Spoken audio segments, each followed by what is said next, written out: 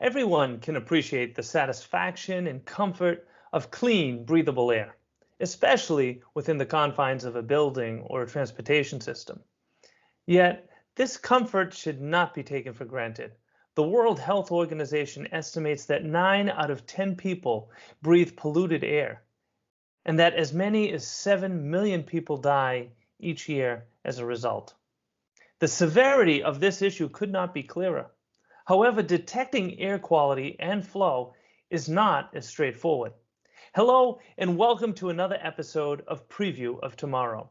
I am your host, Mike Lake, and in this preview, we will be talking with Natalia Mykhaylova, the founder and CEO of WeavAir, a startup that is redefining our opportunity to measure both the quality and behavior of the air around us, ensuring that it is safe and comfortable to breathe. Innovation, resiliency, discovery. Join Mike Lake, President and CEO of Leading Cities, as we explore the technologies shaping the possibilities of our future with a preview of tomorrow. Hello and welcome, Natalia. Thank you so much for joining us. And once again, welcome to all of our listeners and viewers. I'd like to introduce you all to Natalia Mykhaylova, the CEO of WeaveAir, a startup that is rapidly scaling their air sensor industry and technology with its ability to measure up to 20 different metrics of air quality. Now, Natalia, breathing is something we all take for granted. Air and air quality, in most cases, certainly here in the US, I think we take for granted. But tell us, how did you become so interested in this topic, in this issue? Yeah, first of all, thank you, Michael, for having. It's great to be here. My initial motivation is that I actually grew up in a place where air quality was not so good. And many of my friends, my family were actually quite directly impacted by this problem. And I grew up kind of also feeling it because, all around me, the pollution was not really taken as something that's, we did not expect very high air quality just because of the regulations, and filtration technology did not really exist. And actually a lot of people very close to me and friends and relatives had lung cancer and other kind of problems. And this is something that I only later realized how big pollution can play a role in this. And also how much action people could take, to improve things. So then I had an opportunity to go deeper into this and, do a degree in engineering where I kind of learned more about the impacts and also solutions and become really passionate to solve this problem. Well, it was striking to me to see that the World Health Organization estimates as many as 7 million people dying each year from just the exposure to polluted air. You've shared some of your own personal experiences with that, and I'm very sorry to hear. But this is something I think in some places we do take for granted, having what we believe to be good air. Others, it's a daily struggle. And so tell us a little bit more about what is this struggle? How big is this issue really? Yeah, that's a great question. So in fact, I would say pollution is such a multi-dimensional problem, right? First of all, we have influences of it from outside, some of which we can impact through the way we, use emission control solutions in our vehicles, in our transportation system, and so on. But some of it is something we can impact more directly through the way that we manage our indoor environments, through the way that we manage our buildings and our filtration systems in the buildings. So some of it is more easier for us to take control of, and some of it is more difficult. And I would say, the struggle is real. There is a lot of people every day that have to face it, and sometimes they don't even realize that some of the impacts on their health and the productivity is due to poor air quality. And something that is really passionate on for our team is to make people, see it, make something that's invisible visible. Well, I do think that in this day and age, facing a global pandemic and wearing face coverings, and we're hopefully becoming a little bit more conditioned to just how important good air, clean air, really is to our health. But I mean, when we're talking about air and specifically, indoor air versus outdoor air, there is a significant difference. Is that right? Yes, in fact, in some places you would have, a lot of, such as what I mentioned, where the places I grew up is where, outdoor air is not really controlled in a very rigorous way. So there is a lot of priorities that, the cities have. In some ways, like it's justified in a way, so they have to look at all the factors that play into making the cities more livable, and so you would have in some places worse air quality outdoors, in some places better. But what's really many people don't realize is, most often than not, we spend over 80 to 90% of our time indoors, and actually those time in the transportation systems, in our buildings, where we work, where we sleep, where we live, it often plays a critical role. And those environments, are something we can often control with different solutions, and we can often take ways to understand better. And so what I noticed and what we noticed in our team when doing a lot of research into this area is that in many places the indoor air quality can actually be worse than outdoors. And it's really critical for us to understand, what makes it worse and also how to fix it.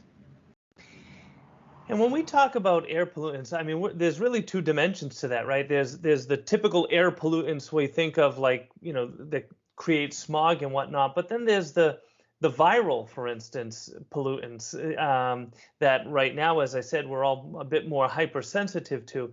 I do know that it was really surprising to me to think that when the average breath is taking about 50 to 50,000 droplets are added to the air from our mouths, but when you sneeze or cough, it's as many as 200 million droplets that you're. So we're contributing to this problem just by our normal breathing and sneezing. So when you're indoors, I would imagine that all of those particulates and whatnot are adding up in the air unless it's either filtered or treated or circulated outside. Is that the right way to be thinking of this? Well, yes and no. So, I mean, yes, indeed, like when we breathe, when we sneeze especially, and even when we talk loudly, we contribute to this small droplets or aerosol being produced. But what's really important to realize is, not all of those droplets are actually harmful. Of course, sure. Right now with the infection and, COVID, the virus infection being spreading throughout those buildings and in ventilation system, it is actually increased risks to have somebody present who has the infection and can spread it. But often, I would not immediately assume that it is dangerous just because there's people in the space. But what is really critical to know is that if there is somebody who is present there and who has the infection, and you have also pollution in the space, whether it's coming from indoor sources or outdoor sources, the ability of the infection to spread is actually magnified. So the particles from the pollution sources, such as, for example, traffic exhaust filtering into the buildings, or in the case, in some places where you have other pollutant sources like, in California, we had the incidence of a lot of fires happening. Yeah. And also indoors, when we have, maybe something even from something as simple as cooking that can contribute to particles, it can result in increased risks to people. So what we notice is that by having effective ventilation, air exchange systems and filtration, it can actually reduce those risks significantly. But it's critical to know also which places need it and which not so much. So to regulate it so that we can have a system that is not just protecting our health, but is also adaptive and are able to kind of respond to the needs that we have. So let's definitely focus on that a minute, because now that I'm afraid to be breathing, tell me what are some of the best steps, and specifically, what is WeavAir doing to help with this issue? Yes, well, that's a great question. So basically, the way WeavAir works, and some of the things that you should be aware of, is every building is different, both in which your ventilation system operates, the way that the filters that are best for your situation, and also the kind of factors that are influencing the conditions inside the space. So first of all, it's critical to know which type of condition is the right for your buildings and the right for the environment. And so that's why often, people would install different sanitation solutions or filtration solutions, but it would actually sometimes not work for them and not be as effective as it should be. So I would say the first step is to really understand what is the current state, what is the sources of the pollution, how bad it is, and what kind of, how good is the ventilation system that already exists in that building, or even in transportation system. We offer solution for vehicles as well. So the way WeavAir works is we basically combine hardware and software.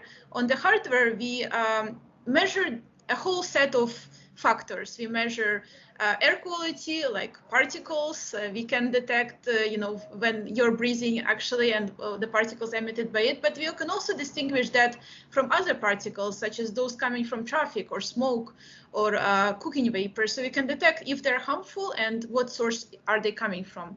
We also measure different types of gases, like, for example, organic gases, like formaldehyde, and pHs, like polycyclic aromatics, that are coming from different combustion sources.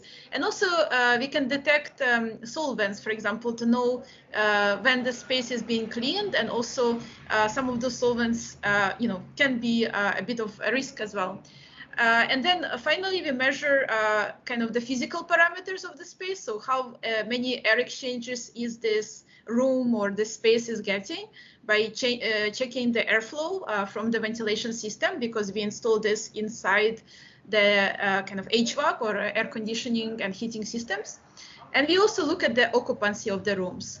So by looking at those factors, it gives us a very holistic perspective of what actually the status of the space, what needs it has, and how can we improve it. So it's sort of like a doctor performing diagnosis on the patient. Like we really understand what are the full, like, prognostics of that building or transportation system. And then we use our software to be able to kind of identify any problems, any anomalies, and also suggest ways to fix them, and also integrate with the building control system and maintenance solutions to do that.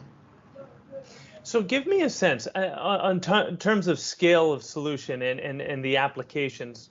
So are we talking, I mean, you mentioned vehicles. Are you also talking like office buildings, or as small as, say, a personal apartment? Well, that's a great question, because the solution is kind of scalable. It can be applicable for a smaller building and a larger buildings. Because we are, a startup, so we have to focus on ways to get our solution implemented at first. So we are initially focusing on kind of B2B, kind of working with a commercial building. Specifically, we have been noticing a lot of impact we could have on like office buildings, on retail, as well as industrial building. But of course, we are always very interested to work with partners. So if there is a company who is managing residential buildings, for example, and is interested in what we are doing, this is something that we can deploy. It's just we need a partner to be able to implement it correctly in those environments. One thing I wanted to note is that it does have also a lot of impact and benefit for the transportation system, and we had successful case studies both working in Korea with Seoul Metro as well as in Barcelona with Metro Barcelona. So I would say that this solution is ideal in spaces where you would have a lot of traffic, a lot of variation in conditions, and a lot of potential risk from COVID or other types of contamination. Well, that's really helpful. So give me one last sense here. Let's talk about the future. 10, 20, 50 years from now. What is this threat that we face in air quality looking like, and how has WeavAir changed things for us? Yeah, that's in our opinion, the future is something that we really need to think about, because currently the way we look at our built environments, our cities, our transportation system is kind of based on doing this audits to check on things, to check how well they are doing. But often those type of measurements don't allow you to make it to predict things before they happen, to make it more adaptive in terms of the real-time assessments. There are IoT solutions on the market who can do this as well, but one of the challenges that we saw is they're still kind of in silos. There are solutions that look at air quality, some of them look at ventilation system, and others look at other factors like safety and energy efficiency. But it's really critical for us to have a holistic understanding of all of those factors in one system that is deployed across the space to be able to make smarter and better decisions. And so that's our approach in terms of solving the problem. And for us, it's all about using this real-time data and creating like a new standard that will enable us and both public sector and private sector to make better decisions about not just how we operate those systems and make them more adaptive to changes in the climate, in the environment, in the occupancy, but also enable better design of those systems in the future. And we think that by deploying this solution at scale, and this is our goal, is to create a new standard and to deploy it at scale, it will enable those kind of better decision in how we design cities, in how we design our transportation system, in how we design our buildings. Well, listen, our time has passed very quickly here. This is such an important topic because obviously every human being on Earth relies on our air supply. So I want to just thank you not only for your time today, but really for the dedication you have to this issue to make it easier for the rest of us to breathe easy. So one last question for you. For anybody who wants to learn more or be in contact, what's the best way for them to do so? Yes, I'm very happy to be here. Thank you for invitation, Mike. The best way to contact me is you can just reach out on our website. There is all the contact information for me and my team. And also, if you're interested, we are actually recruiting also. So would be very happy to hear interest about this. We are also looking for partners. So as I mentioned, the way we work is we work with different organizations, whether maintenance professionals or environmental consultants or industrial hygienists who